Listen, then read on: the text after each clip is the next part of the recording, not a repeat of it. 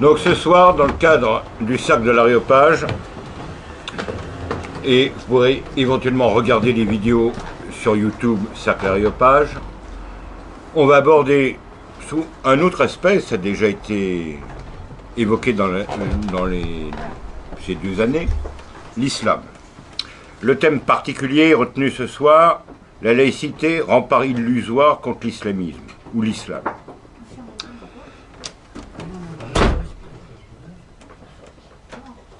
La laïcité est une conception politique issue du christianisme. C'est la distinction des pouvoirs. Non pas l'ignorance mutuelle, mais la séparation des pouvoirs. Ce n'est pas la même chose.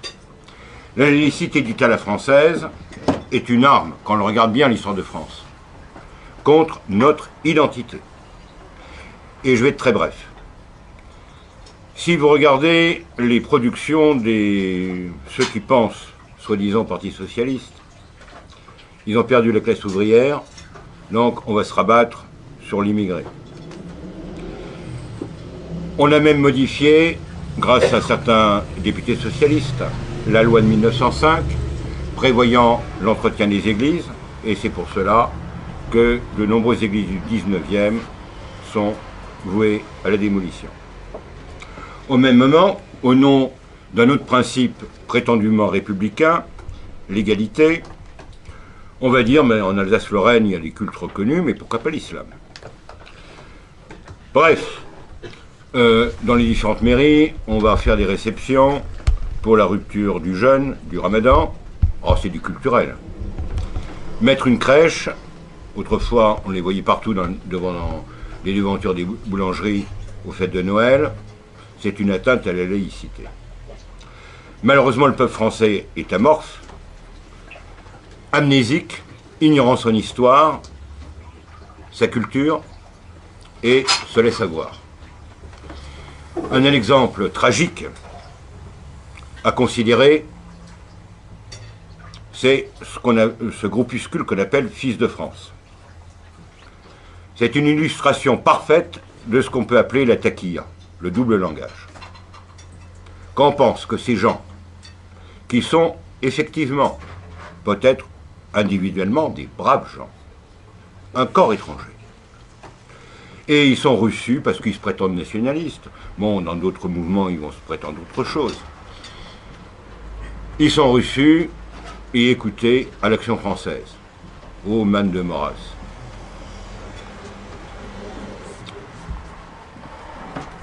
On est dans une situation dramatique. Alors il faut être capable de faire les distinctions. On peut et on doit dialoguer avec le musulman, ou les musulmans. Avec l'islam, le dialogue philosophique ou religieux est impossible. Et je vous renvoie aux travaux, entre autres, des professeurs urvois de Toulouse. Ils viennent de publier au CERF un dictionnaire sur les éléments pour un dialogue islamo-chrétien. Et les chrétiens, par exemple au Moyen-Orient, ont une longue pratique du dialogue, mais personnel, interpersonnel. Pourquoi dialoguer avec l'islam? C'est un dialogue de dupes, et beaucoup d'agents de la 5e colonne leur facilitent le travail en France. Il suffit de regarder par exemple certaines commissions de dialogue entre chrétiens et musulmans. C'est l'accueil à bras ouverts, sans distinction. Alors certains ont commencé au bout de quelques années à s'apercevoir que quand ils avaient prêté une salle de prière, à la récupérer c'était impossible, parce que l'islam marque ces lieux. Quant à croire que la laïcité, la séparation des pouvoirs ou la neutralité dans l'espace public pourra créer un islam à la française, c'était le rêve de différents doux rêveurs, c'est impossible. Et il faut se rappeler un mot extrêmement lucide d'un grand sociologue, Jules Monod. L'islam est le communisme du XXIe siècle. C'est une camisole de force qui empêche l'individu de réfléchir, de raisonner. Si la France est un pays d'apostats, il y a peu de chances qu'elle retrouve en majorité le chemin des églises. Par contre, le beurre, la beurrette, il est très facile d'en faire un musulman convaincu et fanatique, et en très peu de temps. Alors certains ont dit, mais oui, vous aimez la Russie, regardez, Poutine a inauguré une grande mosquée à Moscou. Le cas est très différent. D'une part, l'islam est une des religions traditionnelles de la Sainte Russie, du moins dans certaines de ses parties. Deuxièmement, il y a un État fort, un État souverain. Et ils savent très bien que s'ils bougent un peu trop, mais il y a des camps de vacances réservés à ces genres d'individus. Et on voit très bien l'intervention de la Russie en Syrie. Il s'agit non pas uniquement d'un jeu géopolitique, ou de montrer que le monde n'est pas uniquement monopolaire, mais d'éradiquer des fanatiques russes, tchétchènes. Il vaut mieux les tuer au Moyen-Orient que dans l'Empire russe. Et en même temps, la Russie défend nos valeurs. Il suffit de regarder les derniers discours de Poutine concernant l'islam et montrant parfaitement le double langage des Occidentaux. Alors je suis heureux de recevoir Pascal Ilout, Né Mohamed. Né Mohamed, on pourrait dire que c'est... On pourrait faire concurrence avec un autre Mohamed, Bilek, qui est aussi un apostat de l'islam. Donc théoriquement, vous êtes en danger de mort. Et théoriquement, mais il faut le savoir que sur le site des mosquées qui s'ouvrent en France, on rappelle les 5 piliers de l'islam et les sanctions contre les apostats. Alors bien sûr, quand il y a eu quelques protestations, ils ont vite nettoyé la page d'accueil de la mosquée, car ça tombe effectivement sous le coup des lois. Donc je suis heureux de recevoir un ancien musulman qui pourra parler certainement beaucoup plus librement que nous ne pourrions le faire de l'illusion que représente la laïcité contre l'islam, et de croire que le beurre ou la beurrette, si elle a fumé quelques pétards et elle a participé à quelques surprises parties, elle sera une bonne républicaine. C'est une vaste fumisterie. Je pense en avoir assez dit. À vous. Merci bien. Alors, bon, moi j'avais choisi le titre que j'avais utilisé aussi pour un texte que j'ai publié en arabe et sur un site marocain qui s'appelle Express, qui est le site d'information le plus important au Maroc. Il y a une formidable liberté d'expression actuellement, enfin, les 2 dernières années, que j'ai trouvé même au Maroc. Et j'ai appelé cet article-là, je l'avais dénommé la laïcité, face à l'islam, la laïcité n'est d'aucun secours. Voilà, c'est ça mon titre, et c'est le titre justement que j'avais proposé au frère Thierry. Pourquoi? Bon, parce que bon, on entend aussi bien Marine Le Pen que Sarkozy, que tout le monde, laïcité par-ci, laïcité par-là, etc. Ils n'ont que ce mot à la bouche, ils défendent la laïcité. Mais la laïcité pour l'islam, c'est un beau cadeau pour l'islam. Parce que l'islam, justement, dans cette liberté de se diffuser et de pratiquer, il torpille non seulement les principes de la République, mais il torpille d'abord ce que j'appelle le creuset de fusion que la France a toujours été. Et le creuset de fusion, ce n'est rien d'autre que les entrailles de nos filles, de nos mères et de nos sœurs. C'est par là qu'il y a fusion d'une nation. S'il n'y a pas mariage exogame, il n'y aurait pas eu de nation française, il n'y aurait pas eu de nation européenne. La nation au sens français et européen du terme, ce n'est pas la nation juive, ce n'est pas la nation turque, ce n'est pas la nation islamique, c'est autre chose. Ça veut dire, des gens qui sont venus éventuellement d'ailleurs, mais qui se marient avec ceux qui sont... ça veut dire qui fusionnent réellement. Et donc, si l'immigration, les vagues d'immigration d'avant, l'immigration venue d'Afrique et de Turquie ne posait pas problème, c'est parce qu'il y avait fusion, parce qu'il y avait assimilation, et parce que le terreau commun de ces immigrés et, bien sûr, des Français qui étaient là, installés depuis longtemps, était compatible. Or, malheureusement, l'arrivée massive de l'islam et des musulmans en France pose un problème complètement nouveau. Enfin, nouveau, non, parce que la France connaît l'islam de très près depuis 1830. Depuis 1830, la France était sur place en Algérie, elle a été sur place aussi dans d'autres pays africains musulmans. Elle a bien vu de ses propres yeux que malheureusement, ceux qui ont choisi de rester régis par la loi islamique, par la charia, eh bien ils sont restés dans l'entre-soi.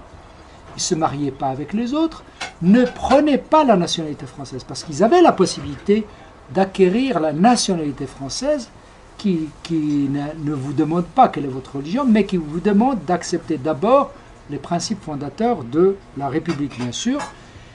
Mais avant cela, donc, pour moi, l'islam d'abord torpille ce creuset de fusion que la France a toujours été, parce que l'islam interdit à les musulmans d'épouser des non-musulmans.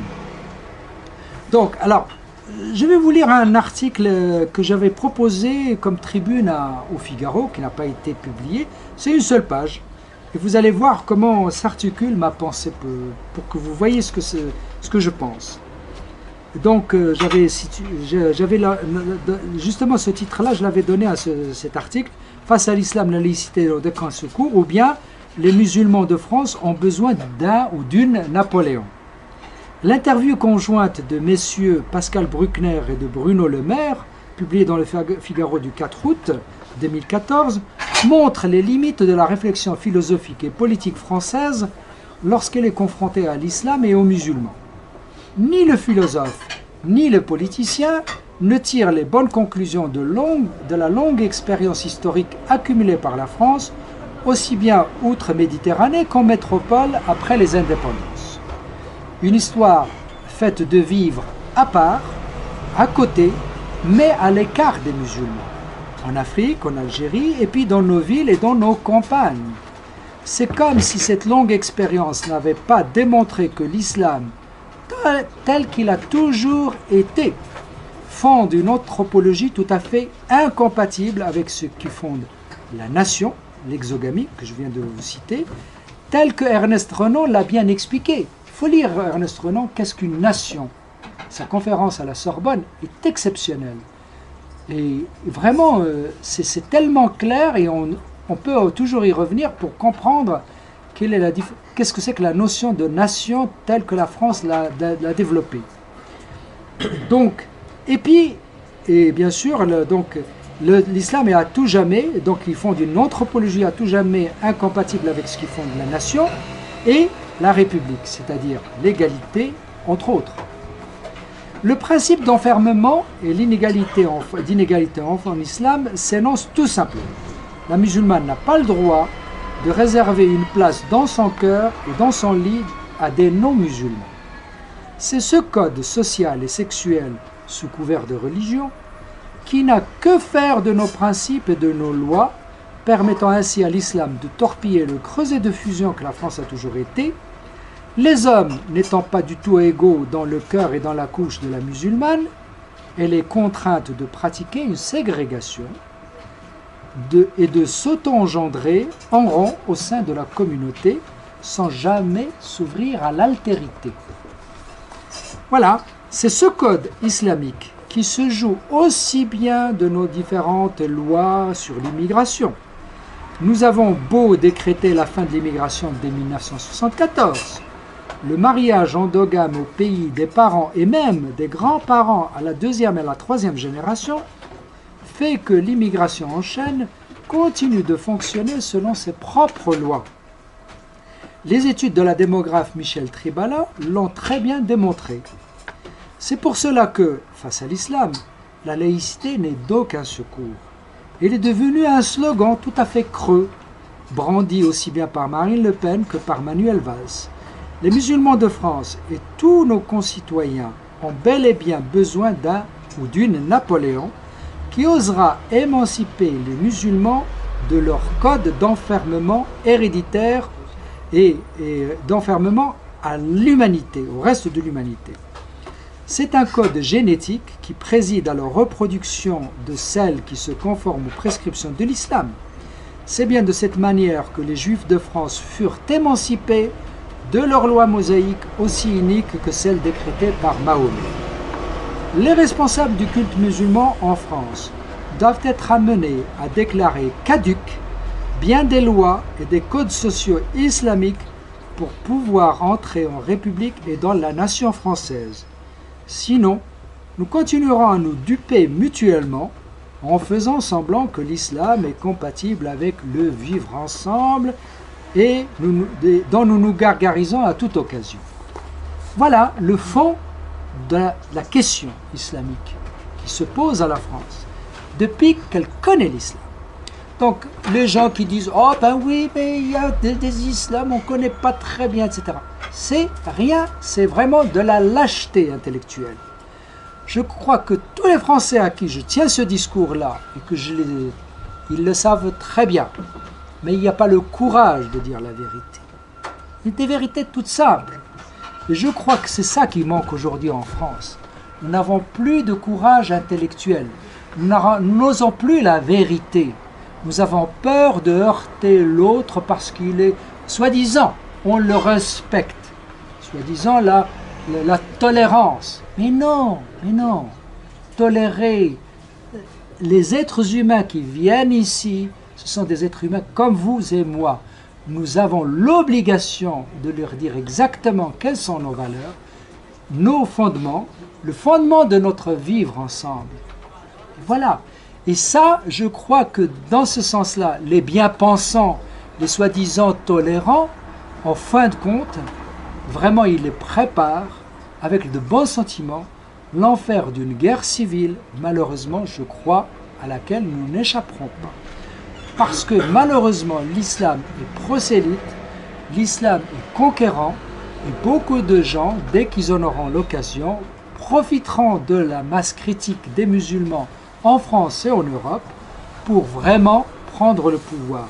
Ils le prennent aujourd'hui actuellement par le vote musulman pour Hollande, qui a fait qu'il y a un vote musulman pour la gauche, justement pour la faire passer, et parce que justement, mais malheureusement ces bons sentiments, comme vous le savez, nous pavent l'enfer de demain. Et il nous faut à un moment donné, justement profiter de toutes les occasions qui nous sont offertes. Moi, je l'ai prise avec mes amis à Riposte Laïque. On a créé en 2007 un site qui s'appelle Riposte Laïque. On nous traite de tous les noms, des fachos, des extrêmes droites, etc. Alors que je suis venu de la gauche, alors que je suis pour l'émancipation de la musulmane, pour qu'elle aime et qu'elle épouse qui elle aime, qui elle veut, la liberté de la musulmane. C'est par là que passe vraiment. D'abord, c'est un principe contraire à l'islam. L'islam, puisqu'il ne donne pas la liberté d'épouser qui on aime, à l'aimer l'autre, eh bien, il est liberticide. Et comme il n'y a pas, comme je viens de vous le démontrer, il n'y a pas d'égalité des hommes dans la couche et dans le cœur de la musulmane, eh bien, il n'y a pas d'égalité. Et quand il n'y a pas d'égalité, il n'y a pas de fraternité humaine. Donc avec l'islam, malheureusement, il n'y a pas l'autre. L'autre n'existe pas, il est nié. Et avec une idéologie religieuse comme celle-là, il n'y a rien à construire ensemble. Il faut le dire clairement.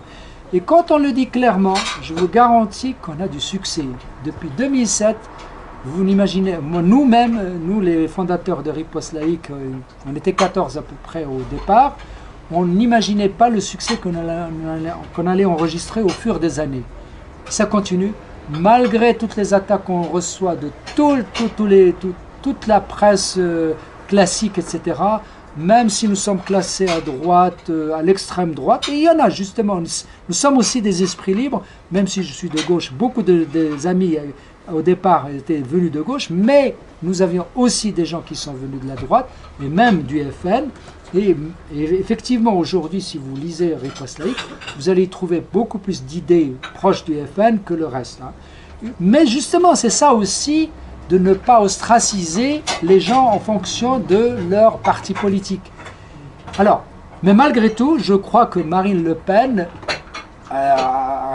peut-être qu'elle croit encore, soi-disant, un islam éventuellement compatible avec la République. Je ne le crois pas trop.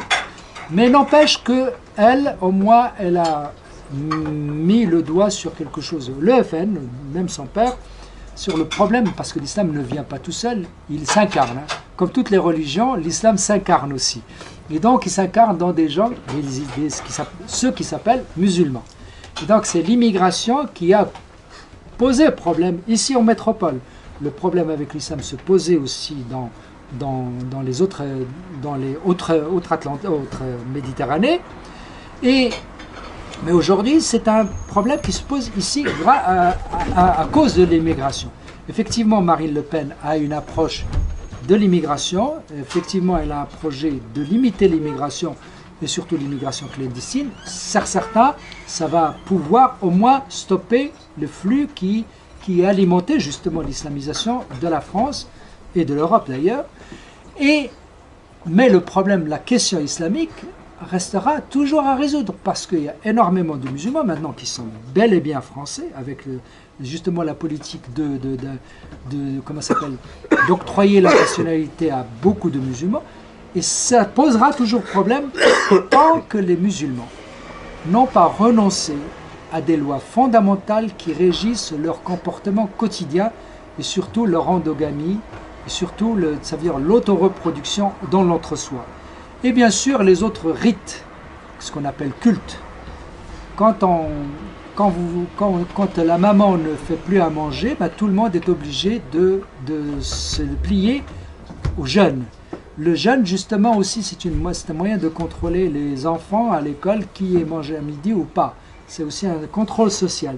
L'islam, malheureusement, dans son culte, a de quoi contrôler socialement tout le monde, et donc la peur de la foule, la peur de la communauté qui est autour. Malheureusement, c'est ça aussi qui fait que beaucoup de musulmans ne peuvent pas s'exprimer librement. Donc, tant qu'on n'a pas cassé réellement les dogmes principaux de ségrégation de l'islam, donc ça veut dire la vénération du Coran et de Mahomet, on ne s'en sortira pas. Il y a un seul homme politique vraiment qui a tout compris, c'est Geert Wilders en Hollande. Et bien sûr, il est en premier, comme les gens de Charlie Hebdo, sur la liste de ceux qu'il faudrait descendre. Mais, en moins, il y a un Européen courageux qui dit toute la vérité, qui l'explique clairement, quitte à vivre toujours reclus, sous surveillance et protection policière tout le temps. Mais il y a encore des Européens courageux. Mais malheureusement, en France... Oui. Alors, allez, toutes les questions sont les bienvenues. Et allez-y, monsieur. Combien est-il exactement de musulmans en France? Alors, écoutez, je ne suis pas statisticien. Alors, je me fie à ces estimations de Madame Tribala, Michel Tribala, qui est une démographe vraiment, je crois que dans ses écrits. Elle a donné, je ne sais pas dans quel livre elle a donné une estimation, vraiment avec les éléments de démographe qu'elle a.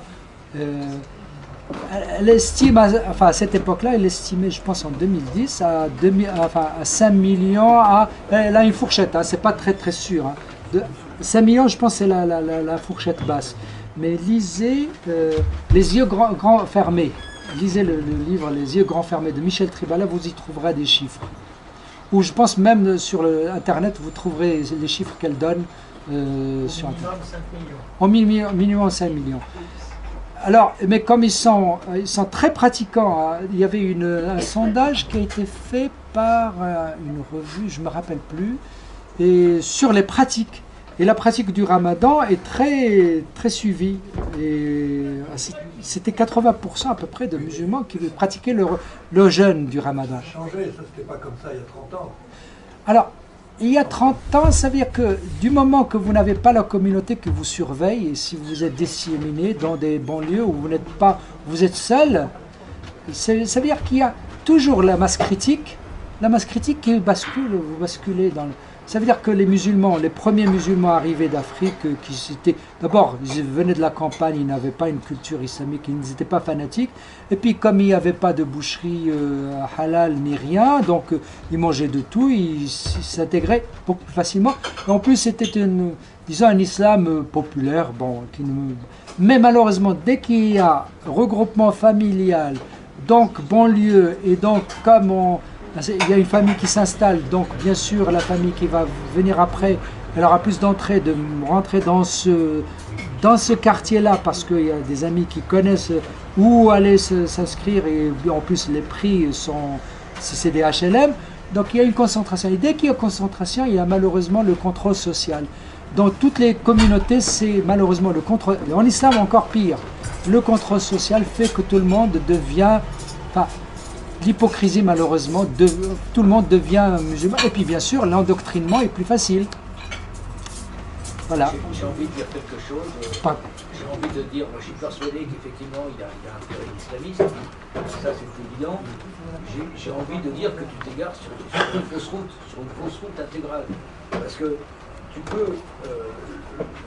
Napoléon, effectivement, a forcé la communauté juive française à supprimer du code interne à la communauté juive tout ce qui était contraire au code civil français. Il a parfaitement raison. On devrait, par exemple, on devrait interdire aux musulmans, quelqu'un l'a dit tout à l'heure, on commence à le faire, si ça n'est pas tellement efficace qu'on le fait, de l'interdire, de condamner à mort les apostats. Simplement, je me permets de te rappeler un moment quelque chose, Napoléon n'a jamais forcé les juifs à épouser des non-juifs. La communauté juive continue à pratiquer l'ostracisme du mariage. Certains juifs, s'ils le veulent, effectivement, il y en a heureusement, prennent des conjoints qui ne sont pas juifs. Mais Napoléon lui-même t'aurait dit que tu ne pouvais pas forcer une juive à se marier avec un non-juif, parce que ça, c'est une atteinte aux libertés fondamentales. Maintenant, pour continuer, si tu veux, il y a quand même quelque chose d'évident. Moi, j'ai un ami qui se rend régulièrement en Afrique, qui connaît très bien l'Afrique. Il parle de l'ostracisme tibet en ce qui concerne l'attribution des visas aux ressortissants de différents pays d'Afrique équatoriale ou de Madagascar. Alors il parle d'un homme d'affaires qu'il connaît, un homme d'affaires malgache, qui peut-être est français, mais peu importe, peut-être possède la double nationalité, je ne sais pas si c'est possible, mais qui à la fois une entreprise d'import-export en France et une entreprise d'import-export à Madagascar. Donc qui paye en plus des cotisations sociales et sa sécu, qui paye une sécu d'entrepreneur, de chef d'entreprise, copieuse donc, je veux dire. Ce type-là a voulu se marier avec une ressortissante malgache, ce que moi je trouve ça personnellement un peu normal et c'est tout à fait son droit. À l'heure actuelle, ça fait 2 ou 3 ans que Michel m'a parlé de ça, je ne peux même pas te garantir que cet homme-là a réussi à faire venir son épouse malgache en France. Il faut voir ce que le consulat de Antananarive met comme obstacle pour que son épouse puisse s'installer en France. Pourquoi est-ce que quand un musulman qui n'est pas français, ou un musulman français, va chercher une épouse en Tunisie, au Maroc, ou en Algérie, ou ailleurs, pourquoi est-ce qu'immédiatement, il a le droit de ramener son épouse en France? C'est peut-être là-dessus qu'il faut travailler, tu vois ce que je veux dire? Bon, parce que, franchement, pratiquer l'endogamie, c'est contraire à les forcer à ne pas pratiquer l'endogamie, c'est contraire à la loi. Tu ne peux pas forcer quelqu'un à prendre un partenaire sexuel qui ne lui plaît pas. Non, bon, ça, à mon avis, c'est fondamental. Non. C'est fondamental. Alors, très bien, parfait, merci. Pour quelque raison que ce soit, d'accord? Alors, merci, c'est vraiment clair ce que vous avez dit. Alors, je ne suis pas non plus quelqu'un qui va vous obliger à vous épouser une africaine ou une turque, non. Ah non, ne vous en faites pas. Hein. Je suis pas. Voilà. Ouais. Alors, non, le problème est le suivant, monsieur.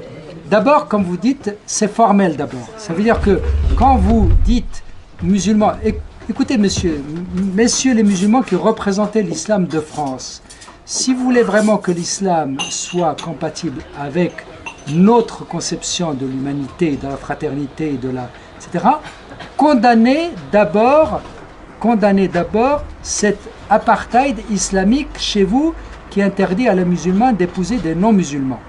Premièrement, quand c'est écrit et que vous signez par des imams, c'est symbolique peut-être, c'est symbolique. Non, non, attends. Ah non, le sang aidera, monsieur. Non. Le sang aidera s'est engagé au nom des juifs qui étaient encore dans le sang aidera.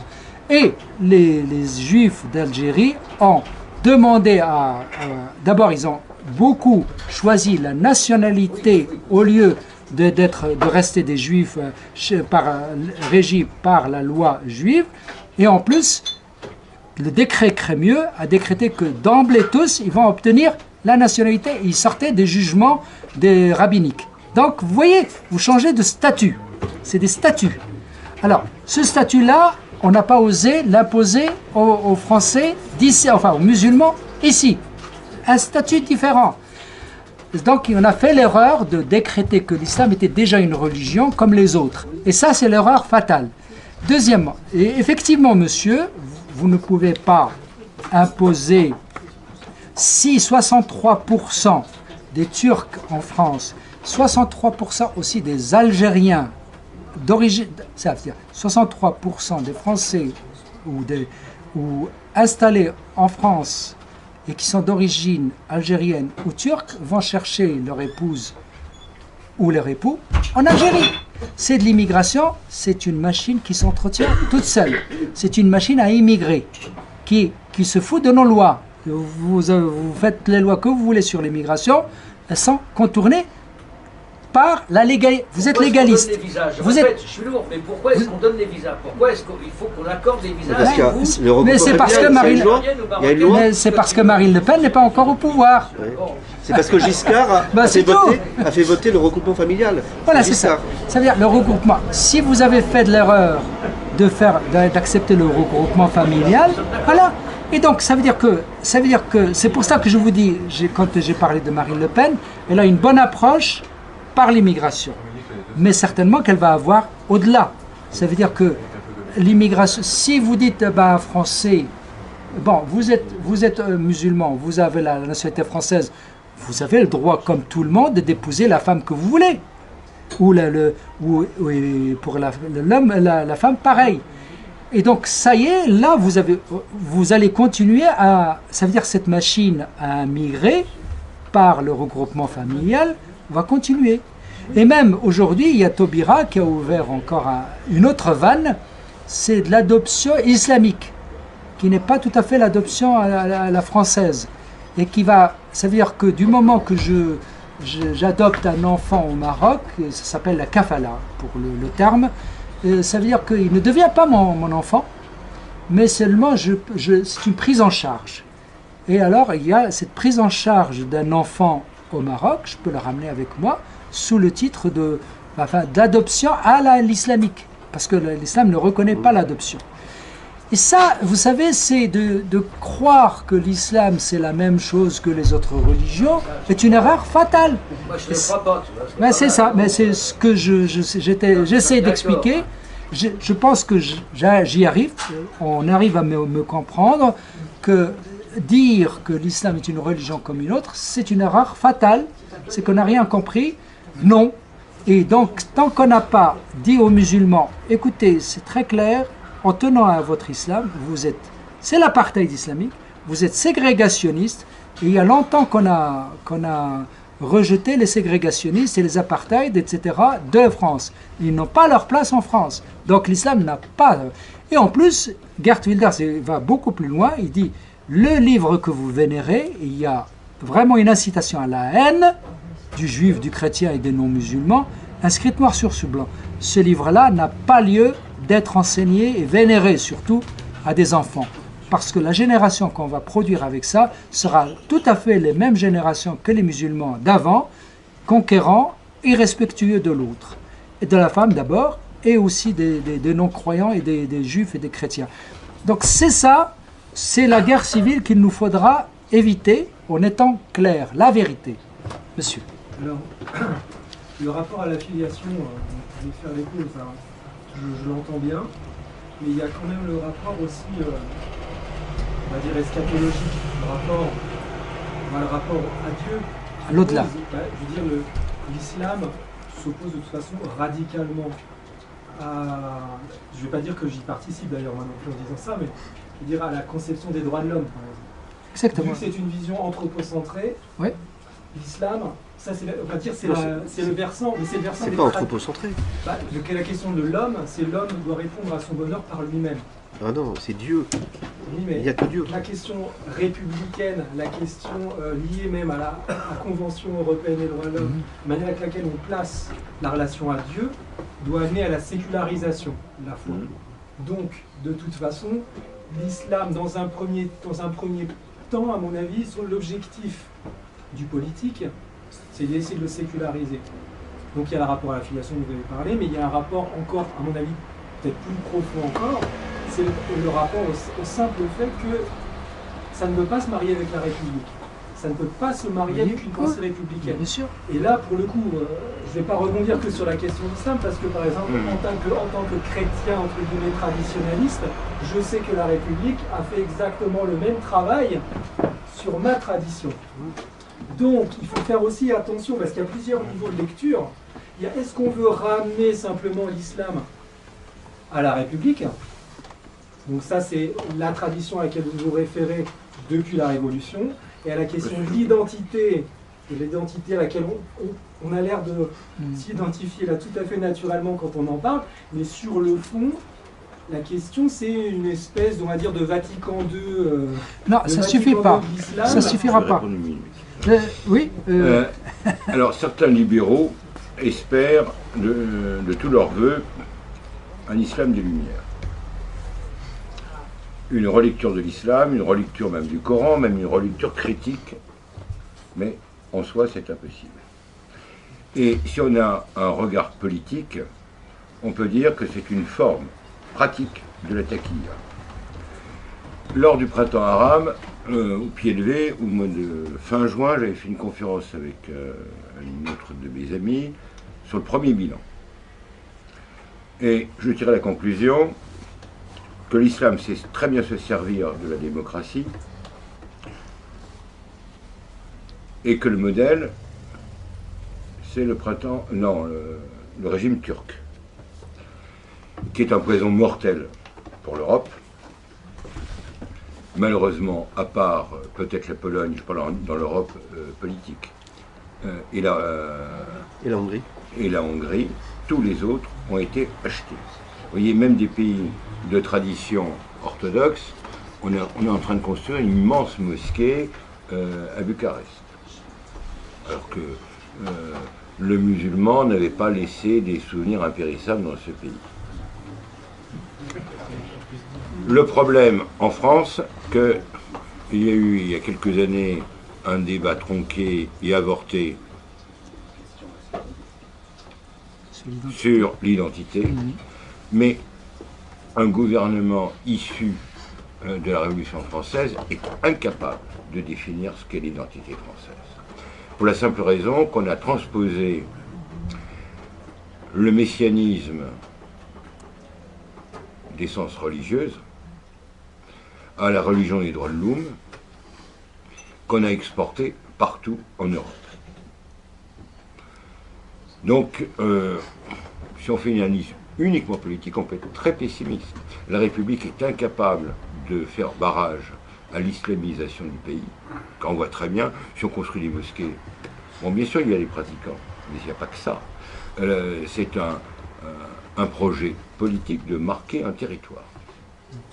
Mais est-ce que du coup, pour le coup, je dirais à la limite, vous posiez en fatalité le fait qu'on allait arriver à une guerre civile, j'allais même rebondir en disant, est-ce que ça ne fait pas partie du programme? Parce que, en effet, la République... Des musulmans, oui. Non, mais pas des musulmans. Ah oui, alors, oui. Alors, écoutez... C'est-à-dire que la question qui est derrière, c'est... Et je rebondis sur ce que vous venez de dire. Oui, c'est-à-dire que la République, en effet, n'a peut-être pas les moyens, entre guillemets, de répondre à cette question de l'assimilation telle qu'elle l'imagine par l'esprit lumineux. Mais en même temps, ils misent peut-être comme ils l'ont toujours fait, hein, ça c'est la pensée de la gauche traditionnelle, d'organiser un chaos social généralisé pour surfer sur le chaos et essayer de relancer un nouveau paradigme. Oui. Et Ça profite plutôt à la droite, ça. Ça surfe quand même pas mal aussi. Alors, si vous avez une question, oui, allez-y. Vous avez dit que dans l'islam, il y avait une radicalité qui ne s'assimilait pas à la nation française. C'est ce que vous avez dit. Oui. Alors, M. Pierre Manant, dans un livre que je n'ai pas lu, montre qu'il y a effectivement dans l'islam des aspects inquiétants et qu'il faut arriver à un compromis, mais je ne rentre pas dans le détail. Mais il y a le rêve d'une France qui avait conscience de son identité nationale, rêve qui daterait, me semble-t-il, de 1880, de la sacralisation de la République. Or, je pense qu'il y a effectivement, dans les années 1880, une conscience de la nationalité française, des campagnes aux villes et d'ailleurs, mais que cette conscience venait de plus loin. C'est-à-dire que ça rejoint un petit peu, elle venait de plus loin que l'idéologie républicaine, et qui ne peut pas, comme vous l'avez dit, opposer un barrage.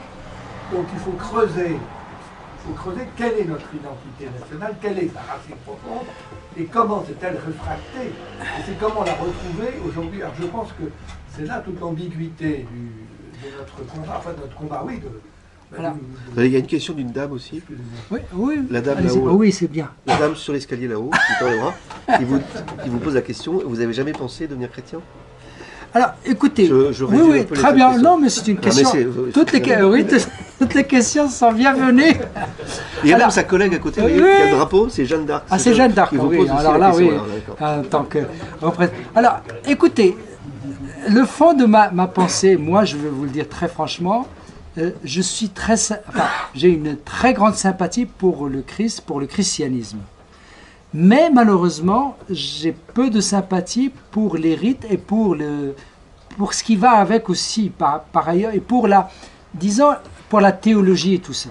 J'ai été malheureusement dégoûté par la religion islamique. Bon.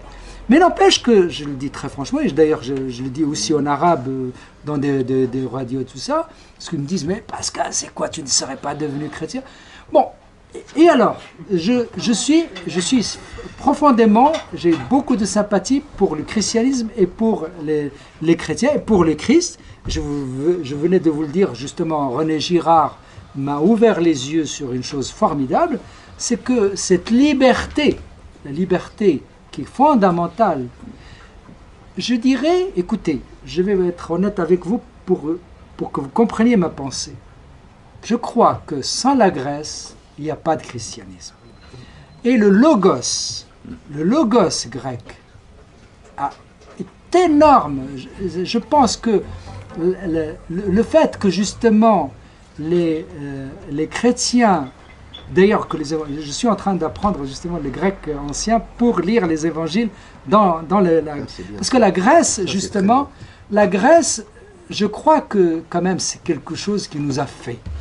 S'il y a une identité européenne, elle est judéo-chrétienne et gréco-romaine. On ne peut pas. Elle est bien différente, elle est complètement différente de ce qu'il y a de l'autre côté de la Méditerranée. Si on ne comprend pas ça, je crois qu'on ne comprendra pas l'âme européenne et on ne comprendra pas, bien sûr, l'âme française. Je pense l'identité française que j'ai fait mienne à travers l'école, bien sûr, mais aussi affectivement, c'est cette identité-là. Cette identité que, pour moi, c'est pas uniquement que je suis pas né dedans, je suis né même dans une culture complètement différente. Mais à travers le travail que j'ai fait, je suis entré dans cette culture qui m'est très chère. Parce que c'est une culture de la liberté, de la réflexion sur soi. Donc, ça veut dire que, justement, avec mon ami à côté, il se permet justement de m'interroger. Il s'interroge lui-même sur la culture de consommation. Donc ça veut dire que c'est cette Europe qui est toujours en train de se questionner. Et non pas à chercher un bouc émissaire à ses mots. Plutôt elle tape sa coulpe, elle bat sa coulpe. Ça c'est l'autocritique. Et d'abord de revoir si on n'est pas responsable. D'ailleurs, beaucoup de Français sont presque responsables du malheur du monde. Hein. Et ça, c'est un peu, ça m'agace. Il y a beaucoup de gens Il y a beaucoup de gens qui ramènent presque tous les malheurs. Vous savez, s'il y a le malheur là-bas, c'est à cause de nous, les Occidentaux. Ça veut dire, c'est un peu prétentieux. Ça Heureusement confine. que vous êtes là pour nous. Voilà. Pour monter le Ah non, moral. non, mais c'est ça. Ça veut dire qu'à un moment donné, il faut faire attention. Ça veut dire, nous sommes responsables de beaucoup de choses, mais nous ne sommes pas responsables de tout. Il faut rester aussi un petit peu humble et ne pas croire que tout ce qui se passe au Moyen-Orient, c'était les États-Unis, etc. Bientôt, on va dire, ah, ben c'est à cause de la Russie, s'il y a cette pagaille. Non, c'est bien des musulmans c'est un musulman qui a pris une allumette, qui s'est mis de l'essence dessus et qui a allumé sa allumette et qui a mis le feu aux poudres en Tunisie et qui a déclenché quand même les mouvements de ce que les gens ont voulu appeler le printemps arabe, alors que c'était une révolte tout simplement d'un désespéré. Mais c'est cette volonté-là de ces peuples-là, peut-être qu'ils n'ont pas beaucoup de moyens, qui fait aussi que et justement pour moi, s'il y a quelque chose qui a changé ces derniers temps, c'est le suicide dans le monde musulman. Et des gens commencent à se suicider, donc à se prendre responsable. Ça veut dire que ce gars-là, qui n'avait pas de moyens éventuellement de lutter contre les pouvoirs en place, etc., qui se dit, mais quand même, ils ne peuvent pas m'imposer tout, je peux leur échapper. Donc ça veut dire que le suicide, et ça c'est une caractéristique aussi qu'on n'avait pas dans le monde musulman, c'est aussi une prise de responsabilité de C'est les attentats suicides aussi. Pardon ? C'est les attentats suicides aussi partout. Alors, oui, très alors, mauvais, non, quoi. l'attentat suicide, c'est pour tuer l'autre surtout. Hein. Oui. Ça veut dire qu'on se sacrifie pour tuer l'autre. Hein. Non, le Tunisien qui a allumé le feu pour mourir Oui, lui-même, ça, il ressemble au Christ. Oui. Le Christ, il n'a pas dit à ses apôtres, allez me défendre, etc. Non, il s'offre éventuellement, c'est un suicide, hein, parce qu'il savait où est-ce qu'il allait. Hein. Il n'a pas essayé d'échapper à son sort, et même il le savait. Et donc, ce sacrifice, comme Socrate aussi, ça veut dire qu'il y a une chrétienne et qui est responsable, ça veut dire l'introspection, l'autoresponsabilisation, l'autocritique, même des fois où on se bat trop un peu sa culpe et on devient coupable de tous les maux de la terre. Et donc de ce cas-là aussi.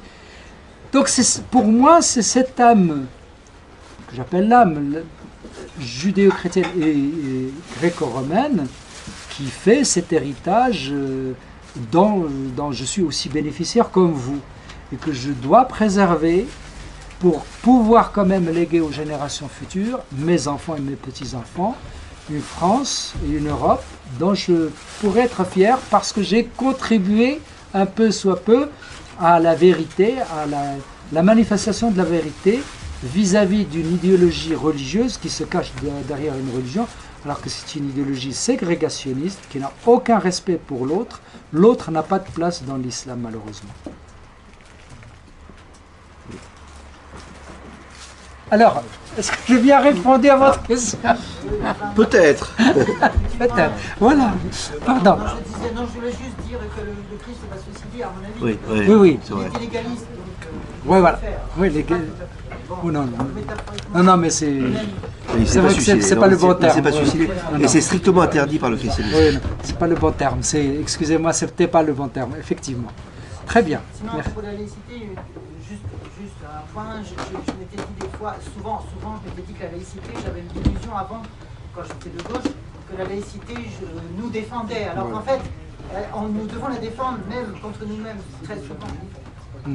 C'est ce que le comptable pense. C'est une autre façon de dire, une façon de Pardon, voilà.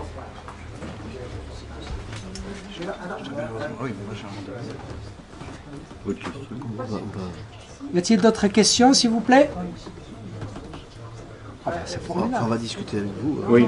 Sinon, Pas d'autres questions? sur la kafala, Alors, On- Sur la question de la laïcité, je vous conseille de lire votre alter ego qui aurait dû être là ce soir, mais qui est absent Ah, parce oui. que il passe sa thèse que je publierai d'ici Pâques.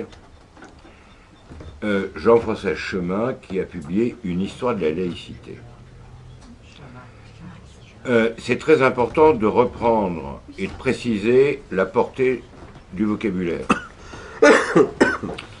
Car ça n'a pas le même sens dans notre bouche, ou dans la bouche de Hollande, ou du Grand Orient. Hein, ce qui est amusant, c'est la grande secte. Mais quand on parle, écoutez, c'est enregistré, ça demande des heures de travail après pour effacer les bruits. Alors, ayez la correction de ne pas trop parler fort. Ce qui est amusant, que dans notre République, c'est la grande secte camouflée, les loges, qui définissent qui est une secte. C'est assez, hein, assez cocasse. D'ailleurs, pour la petite histoire, ce que j'ai expliqué tout à l'heure, dans mon cycle de formation, j'ai eu un cycle de formation doctorale sur le fait religieux et l'Europe. J'étais subventionné par différentes universités européennes sur ce sujet.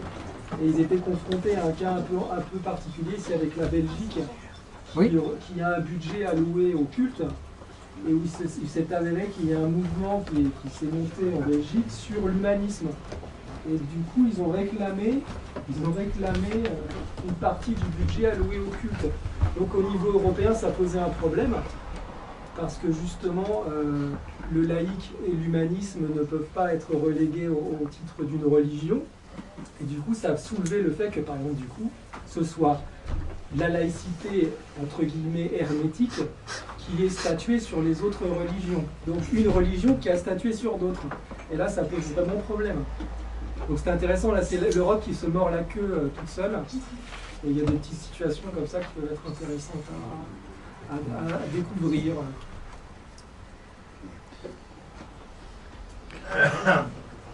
Autre question?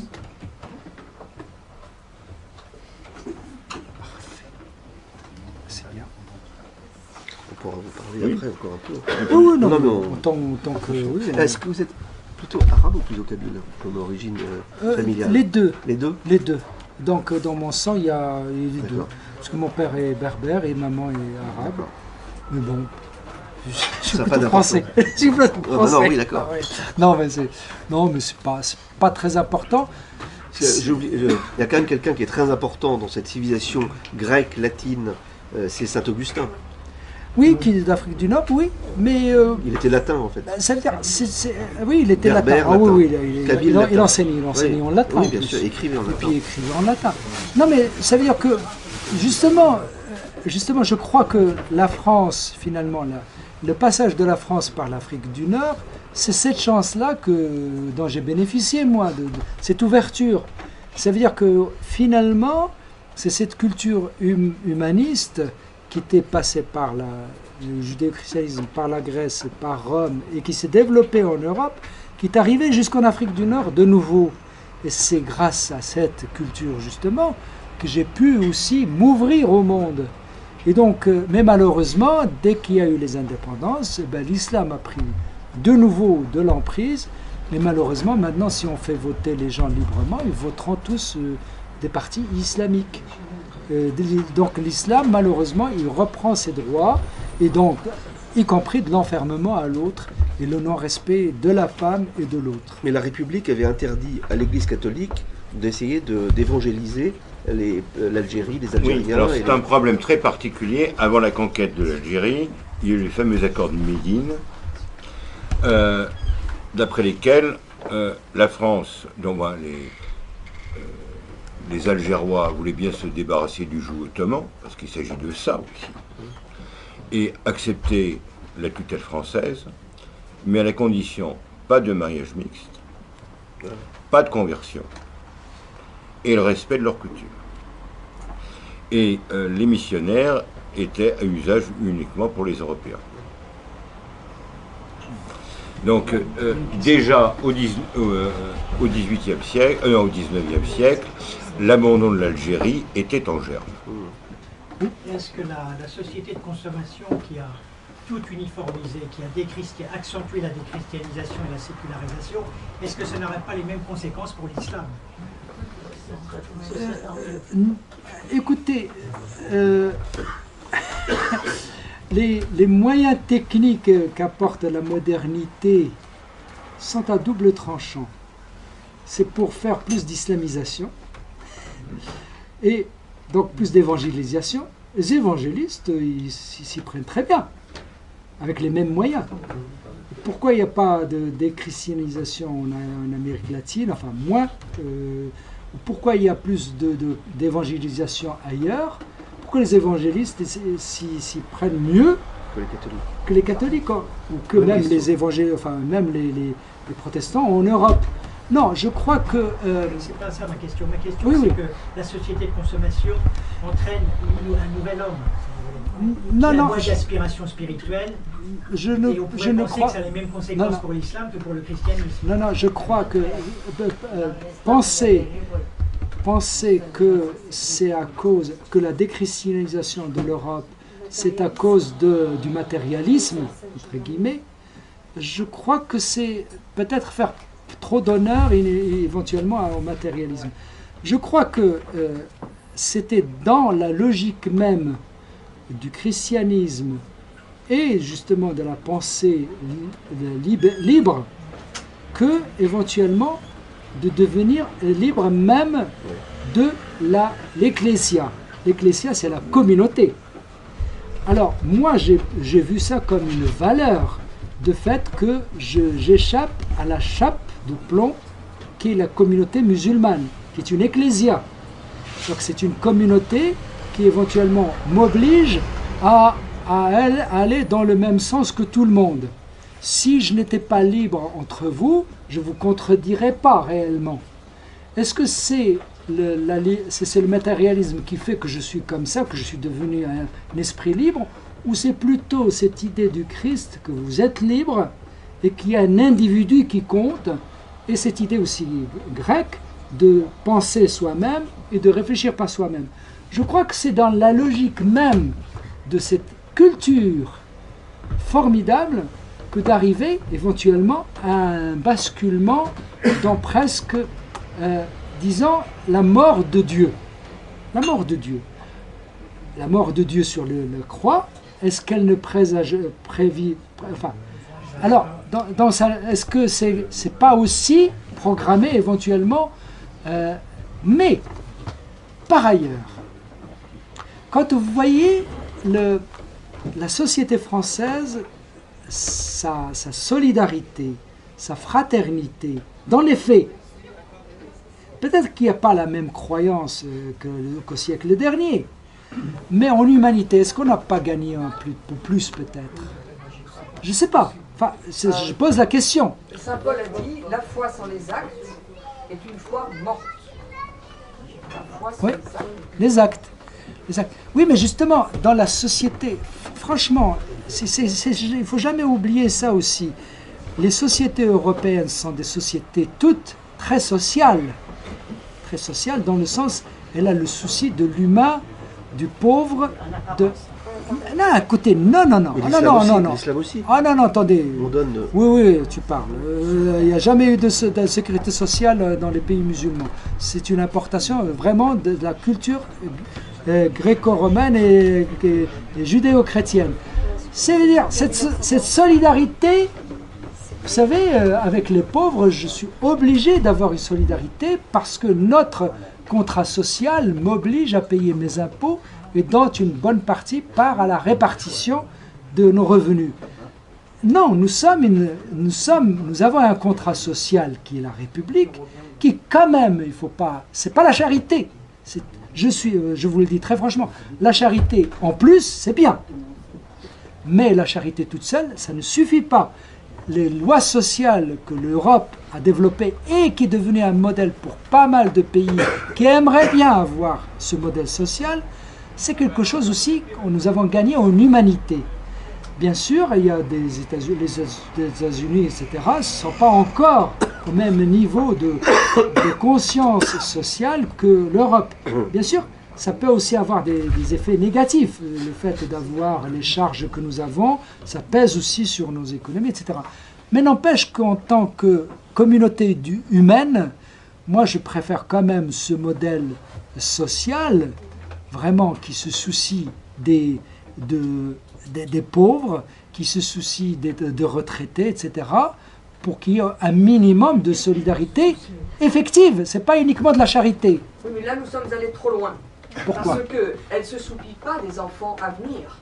Au contraire, on rembourse leur meurtre. Ah Et oui, on oui. arrive après à l'euthanasie, forcément. Quand on commence avec alpha, on arrive à oméga. On arrive à l'euthanasie, où là, comme on sait très bien que la population vieillit et que la sécurité sociale ne fera que plonger encore un peu plus, eh bien, il y aura l'euthanasie à partir d'un certain âge ou d'un certain état. Votre logique est un peu rapide. Et peut-être que la lumière sera... Voilà. Écoutez, votre logique laisse un peu à désirer. Je vais essayer de vous expliquer C'est pourquoi. pas une logique, c'est un fait. Non, non. Attendez.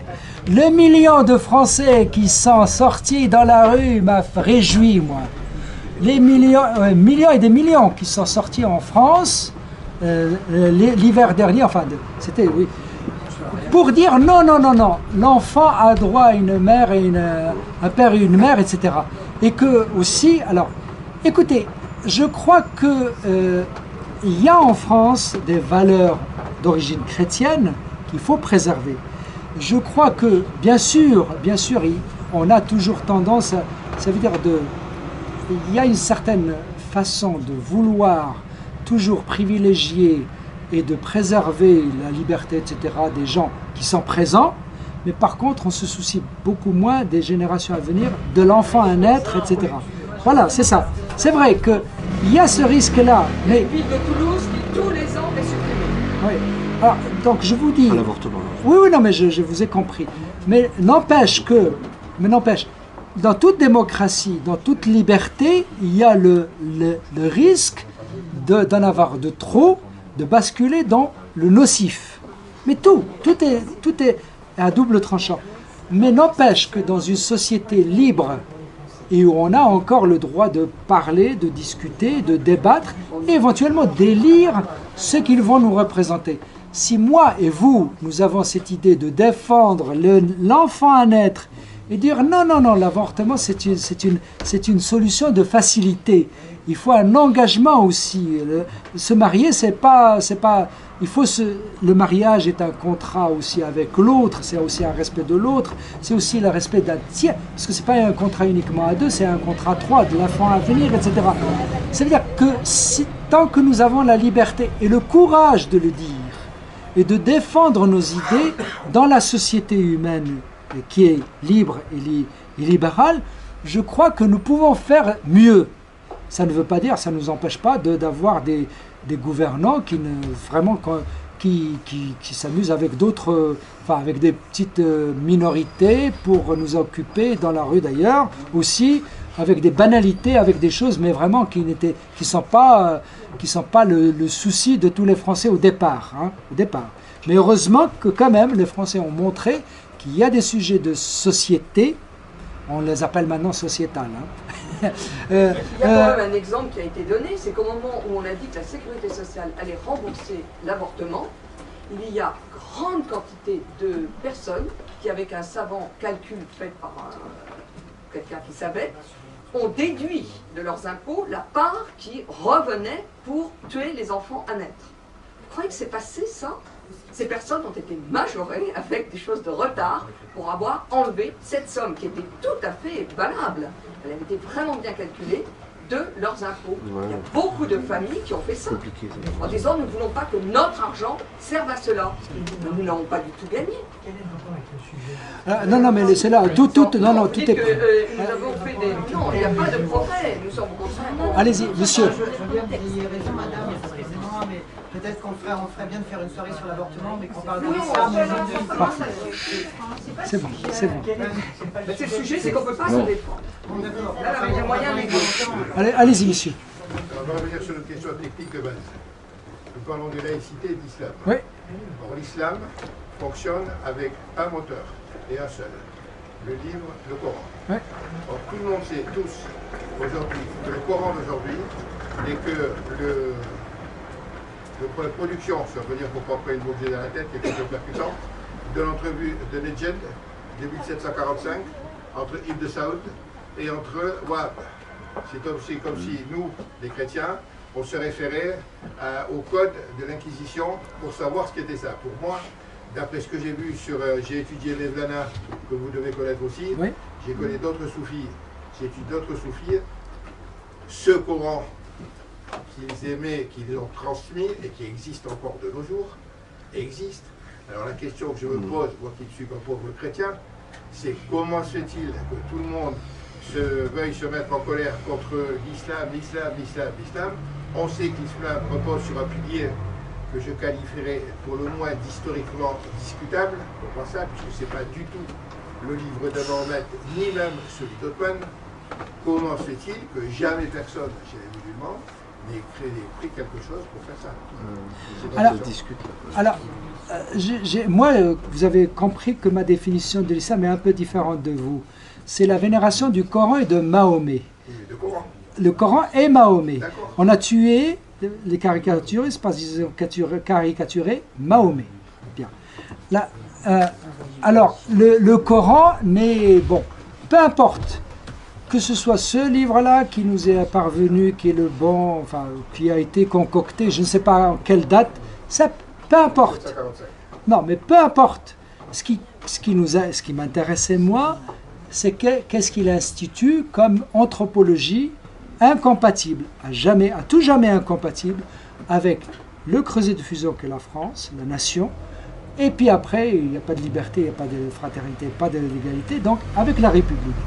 Donc, du moment que vénérer un être humain, enfin un être comme Mahomet, qui est exécrable dans le sens où il n'avait aucun respect ni pour les juifs, ni pour les chrétiens, ni pour les non-musulmans, qui a pris le sabre, et la géographie est là, parce qu'il n'y a pas que l'histoire, etc. Il y a la géographie. Et comme j'ai dit à tous mes amis, tous les musulmans sont d'accord que l'islam s'inscrit dans l'histoire et dans la géographie. Mahomet, sabre en main, a conquis toute la péninsule arabique avant de mourir, et qu'il a interdit d'ailleurs aux juifs, il les a complètement chassés de là où ils étaient. Les chrétiens, il les a tolérés parce que il semble que, comment s'appelle, je pense l'oncle de sa première femme était chrétien. Voilà. Bon, il avait un peu de respect pour les chrétiens. Mais en tout cas, ce qui m'intéresse moi, c'est pas... Il n'y a pas besoin de l'écubrer ou de trucs ou d'aller chercher quoi que ce soit. C'est que ce sont des principes complètement incompatibles. Ça crée une civilisation.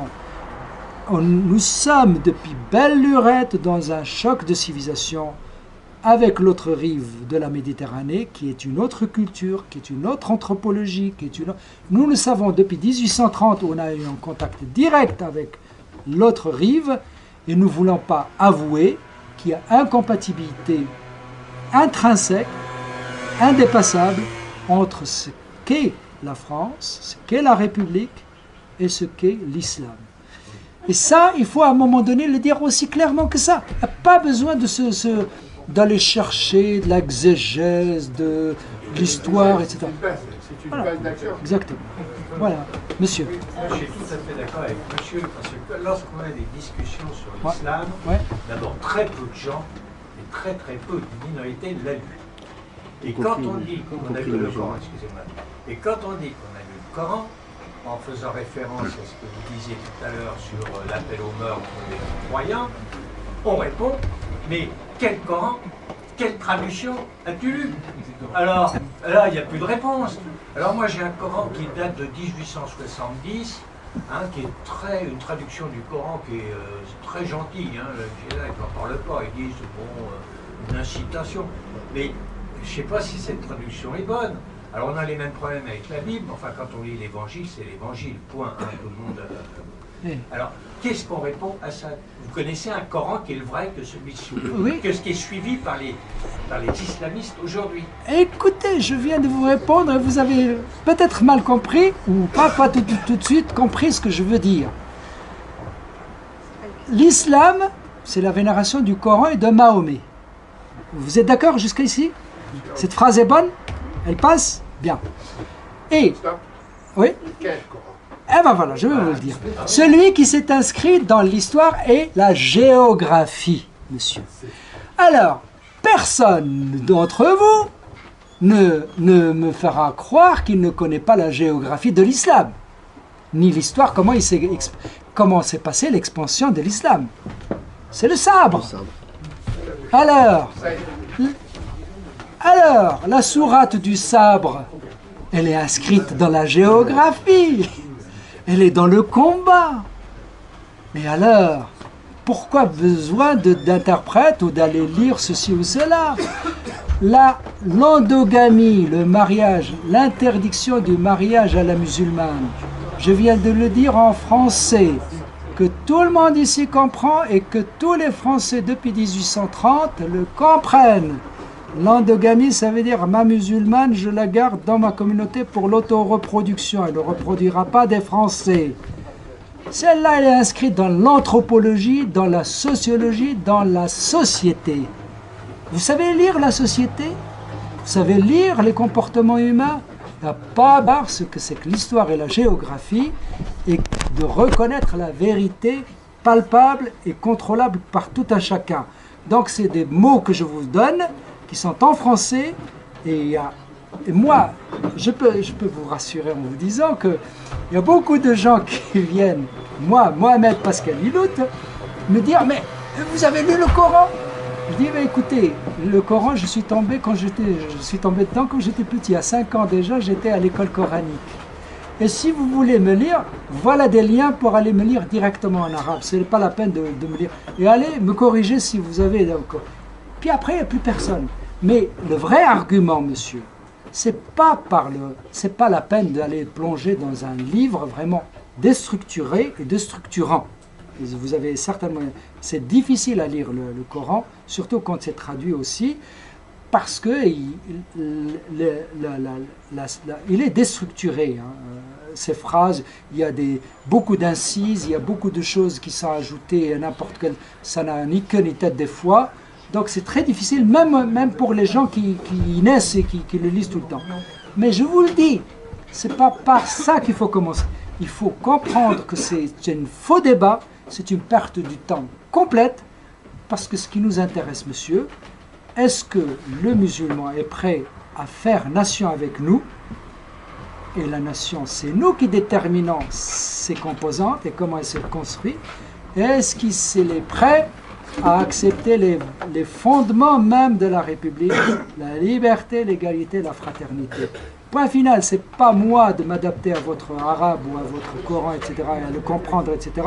C'est à vous de comprendre de quoi est faite la France, la nation française et la République française. Et point final. On inverse, monsieur les rôles. Monsieur, oui. Oui, je voulais rappeler qu'en Algérie, quand on est arrivé, les Français avaient les idées très claires. Ils ont donc imposé aux Juifs et aux musulmans, s'ils voulaient être français, il fallait qu'ils renoncent à ce qu'on appelle le droit familial. Exactement. Bon, voilà, ça s'appelle le droit familial, ouais. Et ça gère tout, depuis les lois du mariage, de la filiation et de l'héritage. Oui, exactement. Voilà. Et là-bas, les communautés se sont prononcées. Donc les Juifs ont dit... vous avez oublié quelque chose d'intéressant. La liberté de foi, la liberté de changer, l'apostasie. Et que les filles devaient aller à l'école. Les filles devaient à l'école. Ouais. Donc, et puis il fallait qu'une seule femme. Donc les Juifs ont dit, nous aussi, on veut... Non. Ah non, madame, non, la polygamie, malheureusement. Ah non, pour les Juifs, non. Pour les Juifs et pour les musulmans, elle était encore possible, en Algérie. Ah bon, parce que on m'a dit que les musulmans ont refusé, ont dit, nous, on garde notre droit familial. C'est ça, c'est les Juifs. Voilà. Enfin, beaucoup de Juifs ont d'abord accepté la citoyenneté, donc ils basculaient... Il y avait des conditions pour être citoyen. Non, ce que je voulais dire, il y avait à cette époque l'idée que pour être français, il y avait des conditions pour être citoyen, et que si on refusait ces conditions, en particulier quand on voulait garder son droit familial, on n'était pas citoyen français, pas marre. Mais alors là, ce qui s'est passé, c'est qu'il y a eu une loi disant et français, toute personne née sur le sol français. Ouais. À partir de là, il n'y a plus de conditions. Et il y a le droit européen qui s'est greffé là-dessus, qui dit qu'on doit avoir la liberté de pratiquer selon son identité. Et donc les musulmans ont fait rentrer le droit familial musulman comme liberté de choix, de pratique. Alors, non, je ne dirais pas droit. Ici, non, ils n'ont pas entré le droit, ils ont introduit la pratique sociale de l'endogamie, l'usage, et donc ça veut dire que si vous êtes français, vous avez le droit d'épouser la femme malgache que vous voulez et la ramener. Vous avez vu? Donc j'introduis l'endogamie islamique, je vais épouser ma turque ou mon algérienne, etc. en Algérie, et je la ramène. Et voilà, donc ça veut dire que c'est anthropologique, c'est culturel, c'est même pas la loi. Non, non, C'est le droit musulman quand même. Non, non, non. C'est ce qu'on appelle le droit. Mais il y a quelque chose de pire, puisque la France reconnaît la polygamie maintenant. Ah non, non, elle ne le reconnaît plus. Elle l'avait reconnu à un moment donné. Elle l'avait reconnu. Ils continuent à recevoir les allocations familiales, etc. Et ils sont énormément. Alors, écoutez, elle finance la polygamie. C'est autre chose que de reconnaître. Non, non, ça veut dire que... Oh, écoutez, soyez un peu nuancez un peu vos paroles. La France, bien sûr, elle n'accepte pas la... Mais elle les finance formidablement. Il y en a beaucoup qui en profitent. Bien sûr, la femme est soi-disant mise à part, etc. La deuxième, le troisième, etc. Mère célibataire, elle a tous les droits. Et puis le mec, il fait la tournée des pauvres. Voilà, exactement. Donc, c'est du lupanin. C'est vraiment... Non, mais je vous dis, c'est ça le vrai problème. Ce qui me pose problème, comme je vous l'ai dit à un moment donné, c'est notre capacité à ne pas parler vrai, à ne pas expliquer aux musulmans, non, écoutez, nous avons d'autres principes, nous avons d'autres principes fondateurs de ce qu'est la société, et pas seulement... Alors, bon, aujourd'hui, bien sûr, les musulmans se cachent tous derrière la liberté de culte. Ils vont pas vous dire qu'ils vont imposer leurs lois musulmanes ici, etc. Non. Écoutez, vous allez accepter éventuellement la kafala, ça veut dire le fait que j'adopte, selon la loi marocaine, un enfant sans que l'adopter réellement. Hein. C'est justement une prise en charge, et vous reconnaissez comme quoi il vient avec moi. Donc c'est cette erreur-là, ça veut dire cette acceptation de lois torpilles, de lois extérieures, qui torpillent finalement la France. Mais c'est le seul exemple. Pour l'instant, c'est le seul exemple de droit positif. Cette kafala. Ah ben attendez, je voulais que je vous parle aussi de la finance islamique. Non, mais attendez. Non, mais il y en a d'autres. Il y en a d'autres, ça veut dire que... Alors, bon, la finance islamique, c'est sans intérêt, monsieur. Soi-disant, ils vous disent que on ne paie pas d'intérêt. Hein. Ça veut dire que l'intérêt, c'est du vol, donc il n'y a pas d'intérêt dans la finance islamique. Bon, mais quand même, il y a des gens qui ont de l'argent et d'autres qui ne l'ont pas. Et si vous n'avez pas d'argent pour acheter ce livre, monsieur, je suis le banquier, j'ai de l'argent, je vais l'acheter pour combien? Pour 20 €. Et je le vous vends immédiatement, je vous le remets immédiatement, mais vous me rembourserez 22 €. Vous me l'achèterez à terme. 22 €. Donc je vais gagner. Ah, c'est sans intérêt, bien sûr. C'est de la vente, monsieur. C'est pas du prêt. C'est un contrat à terme. C'est un contrat, enfin non. Mais c'est du prix. C'est jouer sur les mots, c'est de la du prix. C'est vraiment que de la du prix. Et malheureusement, c'est du prix-là. Je vous garantis que j'ai analysé les textes qui sont passés à Bercy. C'est quelque chose bon, parce que j'ai fait des études de gestion, donc je pouvais lire ces textes et les décortiquer. Mais vraiment, l'hypocrisie islamique est rentrée dans nos textes financiers de Bercy. Cherchez Ilout Finance Islamique, vous allez trouver mes articles qui vous détaillent tout cela et vous expliquent comment, malheureusement, il y a ce cheval de Troie par des finances, parce qu'il y a des musulmans qui ont miroité des milliards, etc., qui vont venir des pays musulmans pour s'investir en France, etc. Tu parles, ils investissent bien sûr si vous n'avez pas par exemple, si dans votre activité, il n'y a rien qui soit contraire à l'islam. Ça veut dire on va vous contrôler ce que vous avez comme activité. Bien sûr, si vous produisez des films, et s'il y a des films qui ne correspondent pas à la conception islamique de la pudeur, entre guillemets, ça passera pas, etc. Enfin, ça veut dire qu'on introduit par l'argent et par la finance aussi c'est un cheval de Troie pour moi, et qui, malheureusement, ça se traduit en clair dans les termes même utilisés par Bercy. Vraiment, on les voit louvoyer pour trouver les termes, mais dire une chose tout en disant son contraire, mais c'est horrible. C'est l'hypocrisie. Il paraît qu'il y a des jeunes qui se convertissent parce que s'ils deviennent musulmans, on leur prête, les banques musulmanes leur prêtent de l'argent à 0% pour avoir une maison. Enfin, Non, alors, écoutez, les musulmans savent acheter les cœurs.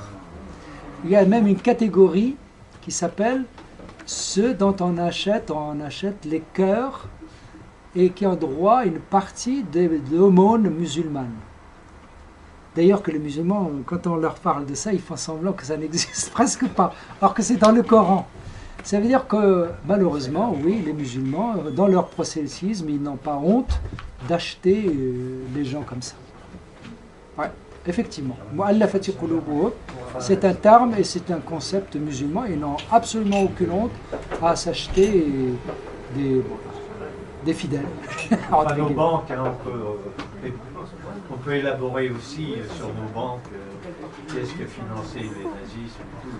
Non, mais je n'ai aucun... L'humain est humain. Hein. Il n'y a pas de différence entre les uns et les autres. Ça, je vous l'accorde. Ça veut dire que c'est pas pour autant que nous sommes vertueux. La vertu, malheureusement, c'est un souhait, c'est un... Bon, mais je pense qu'on peut arriver à la vertu éventuellement quand on est libre et quand on se parle entre êtres humains et qu'on se critique. Mais on y arrivera difficilement, malheureusement, dans une société malheureusement verrouillée, où il n'y a pas de liberté, où il n'y a pas de... où la personne ne compte pas beaucoup, où on n'a pas grande valeur. Maintenant, c'est omettre la question du salut. Là, on nommait cette question-là comme une... Ça me fait référence à tout à l'heure quand il vous parlait du Coran. Je pense que l'attitude, en gros, du chrétien qui veut lire le Coran, c'est aussi pour pouvoir parler du Coran, éventuellement arriver à, entre guillemets, convertir. Donc il faut avoir des arguments, il faut avoir aussi un appui. Donc c'est sûr que vous appuyez d'un point de vue républicain. Oui. Si on s'appuie d'un point de vue de la foi, forcément on va vouloir étudier pour contrarier sur des points théologiques. Comme j'essaie de le faire en ce moment. Donc c'est vraiment très très différent. Non, mais et la question du bonheur pour l'homme, on peut se placer d'un point de vue conformiste, républicain en effet, où on peut se poser la question, voilà, que l'être humain est naturellement appelé à la question du salut, et que le musulman il est convaincu que la question du salut passe par le Coran par le Coran et par sa foi en son prophète, et nous, en tant que chrétiens, en la personne du Christ. Oui. Donc forcément, ce genre de choses, on n'est plus du tout dans les mêmes paradigmes, on n'est plus du tout dans la même approche. C'est difficile d'expliquer, par exemple, le sacrifice même dans l'acte terroriste, seulement pour les achats, des zones des achats. Le cœur, oui, peut-être, parce que peut-être c'est aussi le conquête de certaines spiritualités.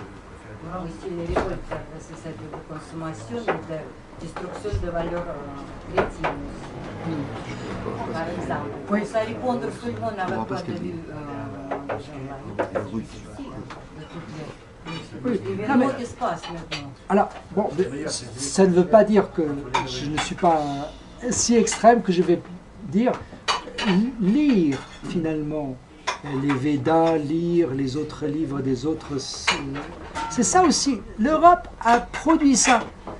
Justement, cette ouverture à l'autre, cet intérêt pour l'autre, c'est même l'amour de l'autre, même des fois très différent de vous, y compris celui qui vous gifle. Dans une volonté syncrétique. Non, pas seulement, monsieur. Non, non.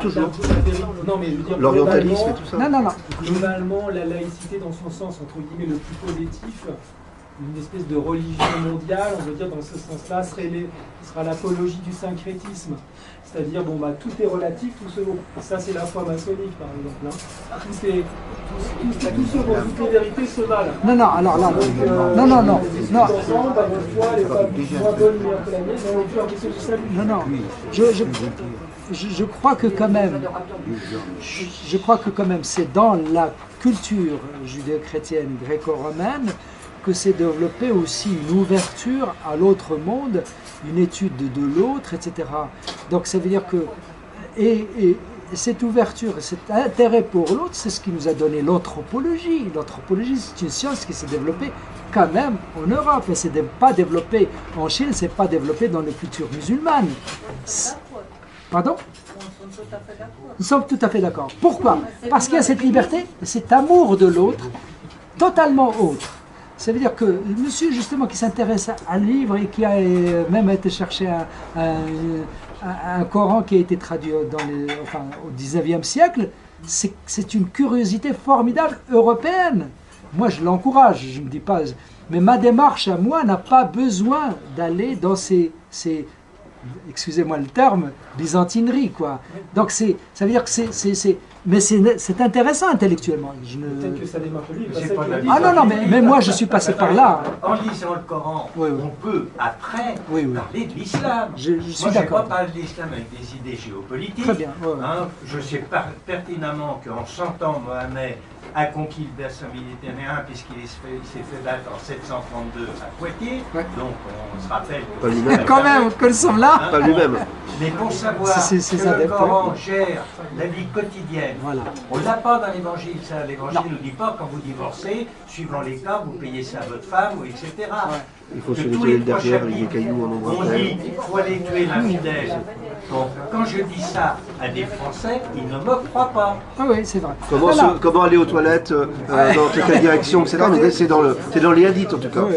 En tout cas, ne prenez pas mal ce que je vous avais dit. Moi-même, je suis passé par... je lis, si je vous ai dit que j'apprends même le grec pour aller lire les évangiles dans les sources, c'est parce que j'ai cet intérêt aussi pour les textes, l'origine. J'ai cette curiosité aussi, mais c'est pour vous dire que dans les débats, par contre, dans les débats intellectuels que nous avons, il faut aussi être à un moment donné pragmatique. Monsieur. Est-ce que finalement le combat n'est pas perdu d'avance, puisque nous, Européens, vous idéalisez quand même l'Europe, parce que nous, Européens, on a honte de nos racines. On n'a même pas voulu inscrire le caractère chrétien de l'Europe dans la Constitution européenne, dans le préambule de la Constitution. C'est les Français qui n'ont pas voulu. D'ailleurs, par M. Giscard d'Estaing, c'est lui qui s'est opposé. Non, c'est Chirac et Jospin. Giscard d'Estaing s'est opposé. C'était lui qui était président de la commission de la Constitution. Non. Alors, c'est pas Chirac, c'était Giscard d'Estaing. Donc, qu'est-ce qu'on peut opposer, nous, à un islam conquérant si nous-mêmes on a honte de nos valeurs fondatrices, on a honte de nos racines chrétiennes? Alors je vais répondre très rapidement. La nouvelle constitution hongroise, n'en déplaise à l'Europe, fait référence comme symbole de la nation à la couronne de Saint-Étienne. Le Liechtenstein, qui n'appartient pas à l'Europe politique mais est plus ou moins intégré, a eu des remontrances parce que c'est encore un pouvoir monarchique et absolu. Le prince, qui est un type habile, il a eu recours à la démocratie directe pour accroître ses pouvoirs. Il s'agit d'une volonté politique. Malheureusement, le personnel politique, on pourrait dire avec Michéa d'ailleurs, que le politique aujourd'hui est mort. Le politique est mort, c'est l'économie qui a pris le dessus, et que, à part un renouveau intellectuel et spirituel, mais effectivement, une nation, une culture peut disparaître. C'est évident. Et le projet des européistes ou des euro-atlantistes, c'est de faire éclater les nations. La même République qui pourchassait il y a un siècle les langues régionales a signé la charte des langues régionales pour faire éclater la nation. Alors, deux attitudes contradictoires, mais qui sont très logiques. C'est toujours la volonté d'éradiquer une tradition. Il y a la constitution grecque aussi. Hein. Et la constitution grecque aussi. Donc sans un renouveau, un retour aux sources, la tradition n'est pas la copie du passé. La constitution anglaise aussi, Oui. non écrite, est également chrétienne. Et- Que la reine est protecteur Donc des fidèles. le débat aujourd'hui, on pourrait dire, est essentiellement métapolitique et essentiellement culturel. Alors, Voilà, moi ce que je pense. je crois que quand même, hein, je crois que ce débat qui a été soulevé à un moment donné au sujet de l'identité nationale, même s'il a été, entre guillemets, arrêté à un moment donné, etc., mais n'empêche qu'il y a eu un débat, du moins dans la société. Je crois que les livres aussi aujourd'hui qui se vendent, tout ça, c'est quand même des livres, disons, qui redonnent espoir que la France n'est... Il ne faut pas l'enterrer très vite, quand même. Cette âme française, ancienne et chrétienne, et judéo-chrétienne et gréco-romaine, je pense qu'il ne faut pas l'enterrer trop vite. Donc, je suis d'un côté très clair que l'islam est un vrai danger et que peut-être on nous prépare une guerre civile. Et là, je vais rebondir sur une chose à laquelle je n'avais pas répondu. Je pense avoir vu dans ce que vous avez dit, il y a des gens, soi-disant, opposés finalement, enfin, pro-islam, etc., très xénophiles, et qui finalement jouent un rôle un peu bizarre, que finalement ils préparent justement l'enfer que nous pourrons éventuellement vivre de la guerre civile et d'une guerre avec l'islam.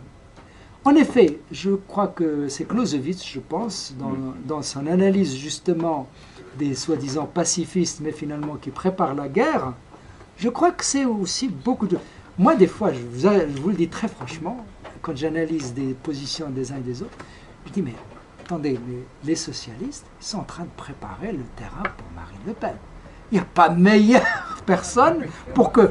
Mais écoutez, c'est tellement flagrant qu'ils font des gaffes tellement monumentales, je se dis que si dans leur inconscient, finalement, si ce n'est pas ça, parce qu'ils n'ont pas le courage des fois d'affronter certaines questions, que finalement, ils s'en lavent les mains, mais finalement, ils donnent quand même la possibilité à Marine Le Pen, éventuellement, d'arriver au pouvoir.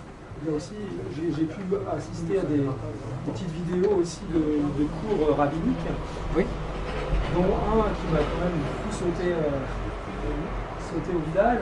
C'est un rabbin qui s'appelle Rabbin Toutou, et qui annonce, en fait, il dit aux Juifs du coup de se réjouir de l'invasion musulmane parce que ça va être le dernier coup de fracas sur la culture chrétienne.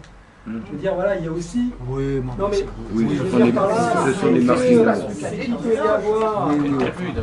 Voilà, ils ne sont pas très contents quand même que... de la guerre ancestrale, enfin la guerre depuis le début, entre les différents mouvements.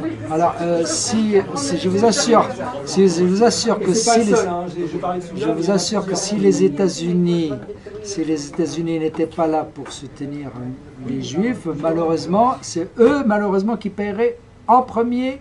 Je vous assure que les musulmans, s'ils pouvaient faire quelque chose contre les Juifs, c'est les Juifs, c'est le pogrom, mais total. Et vraiment, il y en a beaucoup qui rêvent de finir le travail de Hitler. Quand vous lisez les mémoires de Lorenz, par exemple, quand vous lisez les mémoires de Lorenz d'Arabie, quand vous lisez ces mémoires, vous voyez que pour monter toute l'armée du roi de Faisal, Abdullah, enfin, tous les frères du roi Hussein, vous voyez que s'il n'y a pas l'argent britannique pour souder toutes les tribus et mener la révolte, il n'y aura personne. Il n'y aura personne. Donc il faut bien comprendre ce qui se passe aujourd'hui. C'est que les tribus entre elles, pour arriver à les faire se tenir, il faut beaucoup d'argent. Il faut beaucoup d'argent. Enfin, donc en ce moment, ce qui se passe, c'est assez intéressant d'aller relire ces mémoires, parce que ça aide à bien comprendre ce qu'on est en train aussi, comment on nous montre les choses. Oui, enfin, en tout cas, c'était... Merci beaucoup pour cette...